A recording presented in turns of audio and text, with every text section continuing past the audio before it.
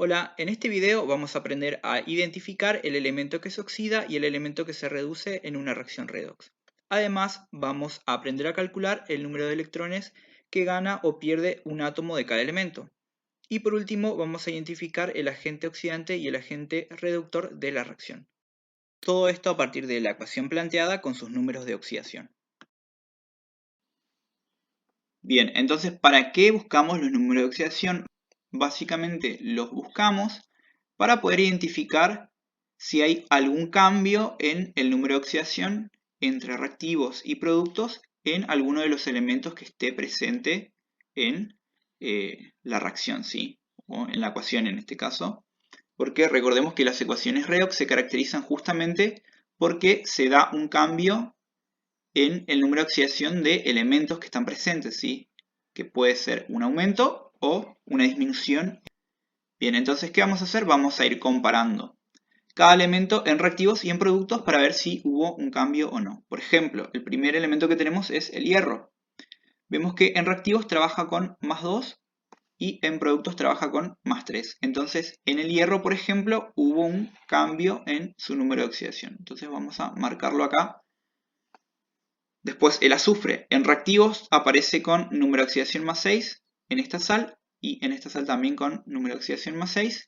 Y en los productos vamos a ver que siempre va a mantener su número de oxidación +6. Entonces el azufre no cambió su número de oxidación.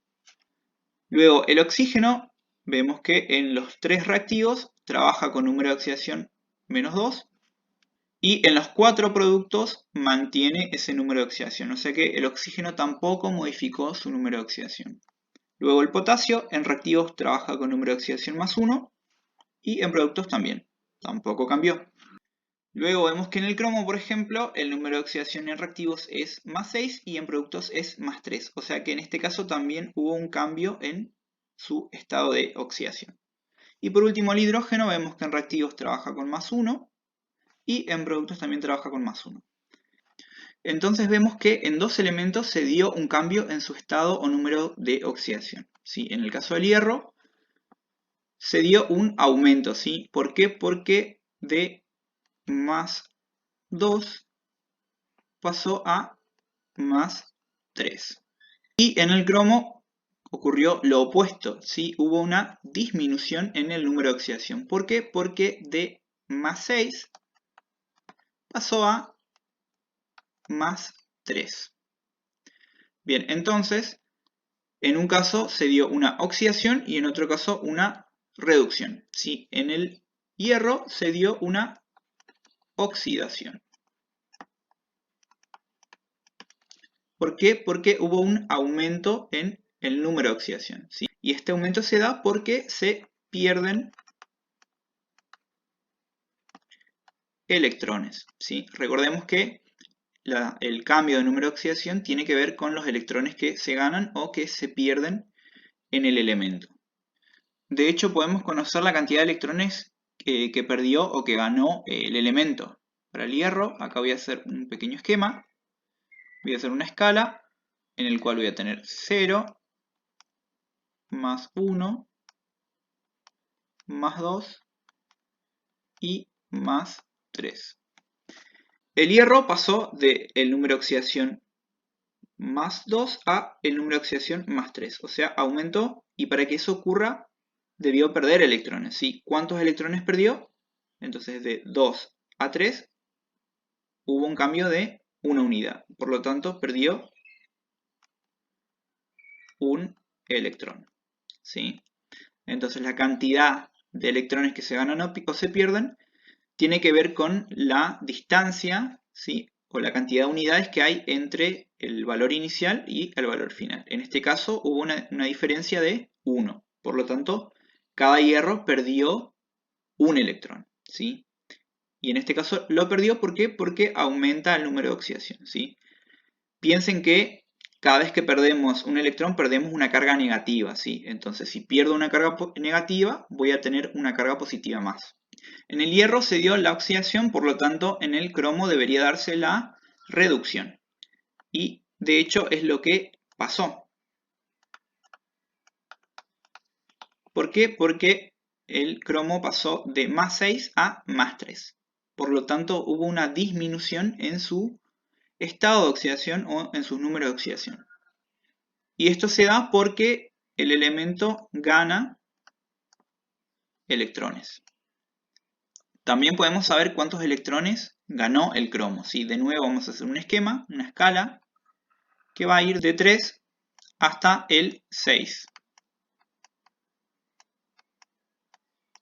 Si todos son valores positivos. El cromo entonces debe pasar de 6 a 3, ¿sí? Pero tiene que ir disminuyendo gradualmente. Entonces el cromo debería pasar de 6 a 3, ¿sí? Pero para eso tiene que ir ganando eventualmente electrones, ¿sí? Por ejemplo, para poder pasar primero de 6 a 5, tiene que ganar un electrón, ¿sí? Recordemos que los electrones tienen carga negativa, entonces cada vez que ganamos un electrón, desciende nuestro número de oxidación, ¿sí? Es como que estamos restando. Luego, para pasar de 5 a 4, tiene que ganar otro electrón más. Y por último, para pasar de 4 a 3, tiene que ganar un tercer electrón, ¿sí? Entonces, la cantidad total de electrones que gana el cromo sería 3, ¿sí? Hacemos la resta entre 6 y 3 y nos da 3 justamente. Otra cuestión que nos pueden preguntar en un problema es cuál es el agente reductor y cuál es el agente oxidante. Por definición, el agente reductor es aquel que se oxida y al oxidarse provoca una reducción en otro elemento, ¿sí? Entonces es el que se oxida. Bien, en este caso el elemento que se oxida es el hierro, ¿sí? Es donde está la reacción de oxidación. Bien, entonces el agente oxidante va a ser el compuesto en el cual se encuentra el hierro. El agente oxidante sería, por lo tanto, el sulfato ferroso. Bien, y el agente oxidante va a ser justamente lo opuesto. Es aquel que al reducirse provoca una oxidación en otro elemento, ¿sí? Entonces es el que se reduce. El elemento que se reduce es el cromo, ¿sí? Es donde se da la reacción de reducción. Y el agente va a ser el compuesto en el cual se encuentre el cromo, que es el dicromato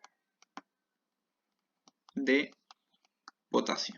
Habiendo encontrado la reacción de oxidación y la reacción de reducción e identificado el agente reductor y el agente oxidante, podemos pasar al planteo de las hemiecuaciones, ¿sí?